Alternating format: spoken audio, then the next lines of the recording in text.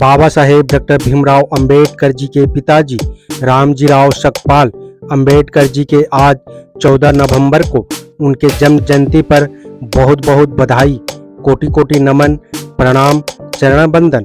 आज उनके जन्मदिन पर उनके पूरे जीवन चरित्र पर थोड़ा प्रकाश डालने की प्रयास करते हैं, जानने की प्रयास करते हैं। आपसे अपील है कि पूरी जानकारी के लिए वीडियो में अंत तक जरूर बने रहिएगा। तो चलिए वीडियो को शुरू करते हैं। KB अम्बेडकराइट यूट्यूब चैनल में आप सभी का स्वागत है। जय भीम। सूबेदार मेजर रामजी मालाजी सकपाल 14 नवंबर 1843 को उनका जन्म हुआ। 2 फरवरी 1913 को उनका परिनिर्वाण हो गया था। डॉक्टर भीमराव अंबेडकर का पैतृक गांव अंबाबाड़े महाराष्ट्र के रत्नागिरी जिले के छोटे शहर से 5 मील दूरी पर उनके दादा मालाजी सकपाल ईस्ट इंडिया कंपनी के बम्बे सेना के हवलदार पद से सेवानिवृत्त हुए थे। उनका कहना था कि युद्ध में बहादुरी के वजह से उन्हें कुछ भूमि आवंटित की गई थी। कहा जाता है कि मालाजी सकपाल की 2 संतानें रामजी पुत्र और मीराबाई पुत्री थी। रामजी सकपाल का जन्म 14 नवंबर 1843 को हुआ था। अपने पिता की तरह रामजी भी सेना में शामिल हो गए। उनके रेजिमेंट के सूबेदार मेजर धर्मा मुखाड़कर थे, जो महार जाति के थे। मेजर धर्मा महाराष्ट्र के पड़े जिले के मुखाड़ गांव के निवासी थे। उनका परिवार क्षेत्र का सम्मानित परिवार था और उनके सभी 7 भाई ब्रिटिश सेना में महत्वपूर्ण ओहदों पर थे। धीरे धीरे रामजी सकपाल और मेजर धर्मा मुखाड़कर के बीच घनिष्ठ संबंध स्थापित हुआ। मेजर धर्मा ने अपनी बेटी भीमा मुखाड़कर का विवाह रामजी सकपाल के साथ करने का निश्चय किया, लेकिन आर्थिक समानता के कारण मेजर धर्मा के परिवार के लोगों ने इस प्रस्ताव का विरोध किया, लेकिन अंत में सभी सहमत हो गए और 1865 में रामजी सकपाल तथा भीमा मुखाड़कर का विवाह संपन्न हुआ। विवाह के समय रामजी सकपाल की उम्र 21 वर्ष और भीमा मुखाड़कर की उम्र 13 वर्ष की थी। उनका जन्म 14 फरवरी 1852 को हुआ था।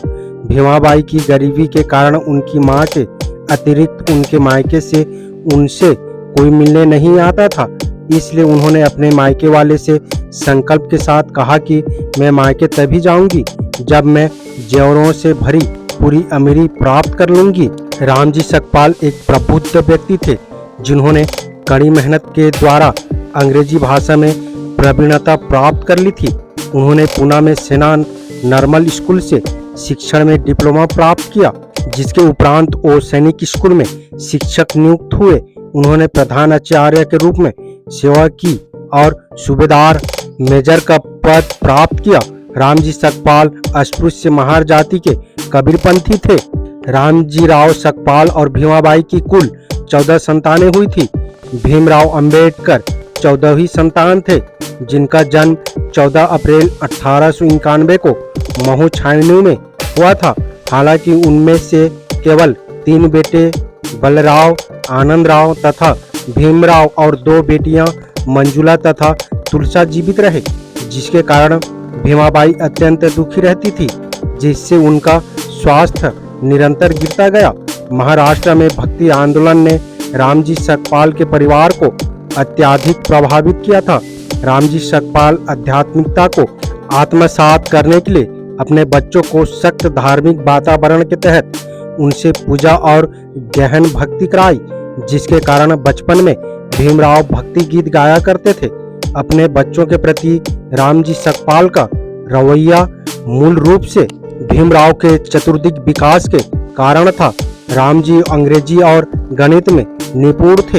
वो पूर्णतः मध्यत्यागी थे और मुख्य रूप से उनकी दिलचस्पी अपनी विजय और बच्चों के आध्यात्मिक विकास में थी। सूबेदार मेजर रामजी सकपाल को भीम के जन्म के 1 वर्ष के भीतर ही बड़ी कठिनाइयों का सामना करना पड़ा। ब्रिटिश सरकार ने ब्रिटिश सेना में महारों की भर्ती पर रोक लगा दी। इसी से सूबेदार मेजर रामजी सकपाल को 1893 में अनिवार्य सेवानिवृत्ति प्रदान कर दी गई। तब भीमराव मात्र 2.5 वर्ष के थे। जब भीमराव 5 वर्ष के हुए तो उनकी मां भीमाबाई ने भीमा का नाम स्कूल में लिखाने की जिद की। राम जी ने भीमराव का दापोली के प्राथमिक स्कूल में दाखिला करवा दिया। सेवानिवृत्ति के पश्चात राम जी सकपाल को 50 रुपए मासिक पेंशन मिलती थी। दापोली के अनुचित वातावरण या बच्चों की पढ़ाई को ध्यान में रखकर उन्होंने बम्बई का रुख किया, जहां उन्हें कोई नौकरी नहीं मिली। अंततः वो सतारा आ गए और वहां उन्हें लोक निर्माण विभाग में स्टोर कीपर की नौकरी मिल गई। यहाँ उन्होंने आनंदराव और भीमराव को सतारा के कैंप स्कूल में भर्ती कराया। उसी बीच रामजी सकपाल का तबादला कोरेगांव हो गया। वो अकेले ही कोरेगांव चले गए। सतारा आने के कुछ समय बाद भीमाबाई के बीमारी के कारण स्वास्थ्य निरंतर गिरता गया और अंततः 18 मई 1897 को उनका देहांत हो गई। उस समय भीमराव 6 वर्ष के थे। मां के देहांत के बाद भीमराव का पालन बुआ मीराबाई ने किया, जो स्वयं अपंग थी। अपने पत्नी के मृत्यु के बाद रामजी सकपाल को जीवन की चुनौतियां अधिक विकराल दिखाई देने लगी। इसलिए बाध्य होकर उन्होंने जीजाबाई नामक एक विधवा से दूसरी शादी कर ली, जिसका भीमराव अंबेडकर ने कड़ा विरोध किया था और अपनी सौतेली मां को कभी मां नहीं मान सके। बच्चों की देखभाल उनकी बुआ मीराबाई द्वारा किया गया। फिर भी रामजी सकपाल ने भीमराव की शिक्षा की महत्वाकांक्षा में कोई कभी कमी नहीं होने दिया। रामजी सकपाल बड़े ही दृढ़ निश्चयी थे। अपने बच्चों को भलाई के लिए विशेष स्वरूप से भीमराव के बौद्धिक आकांक्षाओं की पूर्ति के लिए प्रतिबद्ध थे। 1904 में रामजी सकपाल लोक निर्माण विभाग से सेवानिवृत्त होने के पश्चात सपरिवार बम्बई आ गए तथा भीमराव को एल्फिंस्टन हाई स्कूल में दाखिला दिलाया। बम्बई में प्रवास के दौरान परेल में चावला सुधार ट्रस्ट के किराए के मकान के एक रूम में रामजी सकपाल ने विशेष रूप से भीमराव का अत्यधिक ख्याल रखा। वो अपने पुत्र को जल्दी सोने के लिए कहते और स्वयं 2 बजे रात्रि तक काम करते रहते थे। सोने से पहले अपने पुत्र को पढ़ने के लिए जगा देते थे। पिता के सानिध्य में भीमराव ने अनुवाद में प्रवीणता प्राप्त कर ली। अपने पिता की भाषाओं में अभिरुचि के कारण अंग्रेजी भाषा में भीमराव का ज्ञान अपने सहपाठियों की तुलना में अच्छा था। भीमराव अच्छी पुस्तकों के संग्रह के लालची थे, जिनमें उनके महान पिता का सहयोग बराबर रहा। प्रायतः रामजी सकपाल अपनी बेटियों से उधार लेकर या उनके शादी के समय तोहफे के रूप में दिए गए गहनों को बंधक रखकर, जिसे वो सेवानिवृत्ति के बाद 50 रुपए अल्प राशि में मिलने वाले पेंशन से चुकाया करते थे। उदारता पूर्वक समय समय पर नई पुस्तकें भीमराव को उपलब्ध करवाते थे। रामजी सकपाल को जब घर का खर्चा चलाना कठिन हो गया तो उन्होंने आनंदराव की पढ़ाई बंद करवा दी तथा उसे GIP वर्कशॉप में नौकरी पर लगवा दिया और थोड़े दिन पश्चात आनंदराव का विवाह करवा दिया। भीमराव भी जब 16 वर्ष के थे तो उनका विवाह 9 वर्षीय रामी बलांकर से 1907 को भाईखला बाजार खुले रोड में हुआ। विवाह के बाद वधू का नाम रमाबाई रखा गया। 14 अप्रैल 1907 को डॉक्टर भीमराव अंबेडकर ने मैट्रिक की परीक्षा पास की। उस समय एक अछूत लड़के का मैट्रिक पास करना बहुत ही बड़ी बात थी। भीमराव अंबेडकर ने जब इंटर की परीक्षा पास की तो उनके पिता के अंतस में प्रसन्नता और चिंता के भाव पैदा हुए।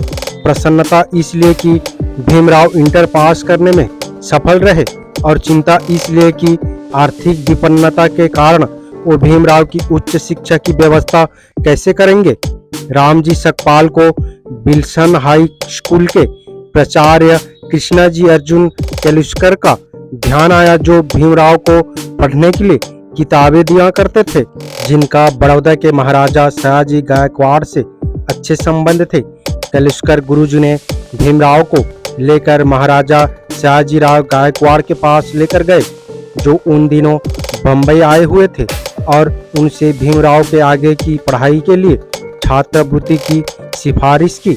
महाराजा ने भीमराव के साक्षात्कार से संतुष्ट होने के बाद प्रति माह 25 रुपए की छात्रवृत्ति देने का स्वीकार किया, जिनके सफलतापूर्वक 3 जनवरी 1908 को बम्बई के एल्फिंस्टन कॉलेज में भीमराव ने दाखिला लिया। भीमराव 14 अप्रैल 1912 में बीए की परीक्षा उत्तीर्ण करने के बाद जनवरी 1913 में बड़ौदा राज्य सेना में लेफ्टिनेंट के रूप में बड़ौदा राज्य की सेवा की। भीमराव को बड़ौदा में 15 दिन ही हो पाए थे कि उन्हें एक पत्र मिला कि उनके पिता बम्बई में गंभीर रूप से बीमार हैं। वो अपने पिता के स्वास्थ्य की देखभाल के लिए तुरंत बड़ौदा से चल दिए।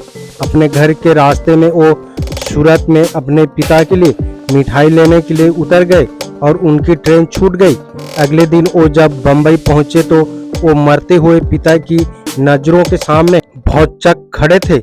मरते हुए आदमी की डूबती हुई लेकिन ढूंढती हुई आंखें अपने प्रिय बेटे पर जाकर रुक गई, जिसमें वो अपने विचारों, अपनी उम्मीदें तथा अपना अस्तित्व ढूंढते थे। वो अपने कमजोर हाथ को अपने पुत्र की पीठ पर ले गए और अगले ही पल मौत की खटखटाहट उनके गले में थी। उनकी आंखें बंद हो गई और हाथ पैर स्थिर हो गए और आखिर में 2 फरवरी 1913 को रामजी राव सकपाल का देहांत हो गया। भीमराव पर दुखों का पहाड़ टूट पड़ा था। सांत्वना के शब्द उनके दिलों को शांत करने में विफल रही और उनका जोर जोर से विलाप करना उनके परिवार के सदस्यों को रोने से न रोक सका। वो 2 फरवरी 1913 में भीमराव अंबेडकर के जीवन में सबसे दुखद दिन था।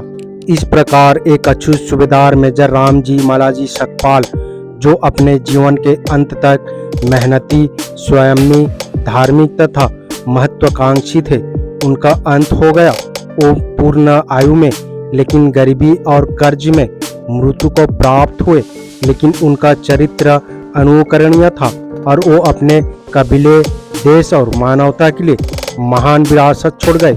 अपने पुत्र में संसारिक प्रलोभन का विरोध करने के लिए इच्छा शक्ति का संचार करने के बाद और बेटे के समकालीन में अध्यात्म की गहराई बहुत ही कम पाकर वो भीमराव को जीवन की लड़ाई लड़ने और अपने तरीके से दुनिया को सुधारने के लिए अपने पीछे छोड़ गए। डॉक्टर भीमराव अंबेडकर के स्कूल के दिनों जो दापोली में शुरू हुआ, उनके बीए डिग्री पूरी होने तक रामजी सकपाल उनके एक प्रेरणादायक दूत के रूप में खड़े रहे। रामजी सकपाल डॉक्टर भीमराव अंबेडकर के मन और व्यक्तित्व को आकार देने के लिए उत्तरदायी थे। रामजी एक शिल्पकार की तरह धैर्य, शक्ति, भक्ति और समर्पण भाव के साथ भीमराव के व्यक्तित्व की नक्काशी की। रामजी के द्वारा दिखाए गए रास्ते भीमराव को स्वयं को विदेश में शिक्षित और अपने विचारों को विकसित करने में, जो उन्हें दीन दुखिया के मुक्तिदाता बनाने में मदद की। डॉक्टर भीमराव अंबेडकर ने अपनी पुस्तक द प्रॉब्लम ऑफ रूपी को अपने माता पिता को उनकी शिक्षा के प्रति उनके बलिदान और आत्मज्ञान के लिए आभार की निशानी के रूप में समर्पित किया है। उम्मीद करता हूँ वीडियो को समझ गए होंगे। अगर समझ गए हैं तो अपने परिवारजनों को, दोस्तों को, मूल निवासी, SC, ST, OBC, Bahujan Samaj को शेयर जरूर करें ताकि उन्हें भी पता चल सके, जानकारी हो सके। मेरा आप सभी बहुजन समाज, मूल निवासी अम्बेडकरवादियों से अपील है, हम अपने समाज को जागरूक करने के लिए बहुत मेहनत करते हैं और अम्बेडकर विचारधारा वाले वीडियो को लाते रहते हैं। आपकी एक सब्सक्राइब हमारे हौसले को बुलंद कर हमें दोगुनी हौसला प्रदान करता है, मजबूत करता है। इसलिए आप सभी से गुजारिश है कि हमारे चैनल को सब्सक्राइब करके हमें सपोर्ट जरूर करें ताकि हम अगले नए वीडियो डालें तो आप तक नोटिफिकेशन जा सके और कुछ महत्वपूर्ण जानकारी मिल सके। धन्यवाद। जय भीम, जय संविधान, जय मूल निवासी।